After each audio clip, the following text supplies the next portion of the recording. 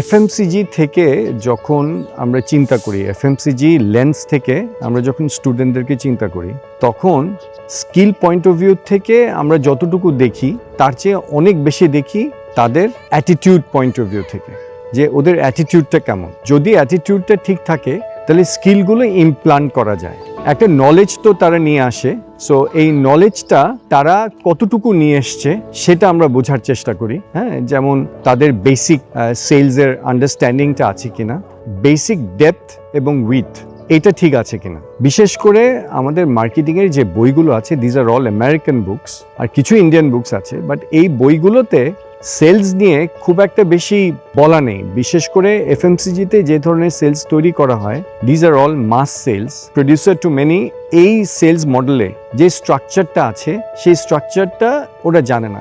ফলে আমি যেটা ছেলেদেরকে বলবো, ছেলে মেয়েদেরকে বলবো, সেটা হচ্ছে ওরা যদি এই জন্য কিছু শর্ট অ্যাটাচমেন্ট করে কিছু ছোটোখাটো কোম্পানিতে, যে তাদের সেলসগুলো এফএমসিজি সেলসগুলো কিভাবে হয়, সেটা তাদেরকে একটা আউটলুক দিবে, প্র্যাকটিক্যাল আউটলুক দিবে, যেটা তাদের বেস হিসাবে কাজ করতে পারে।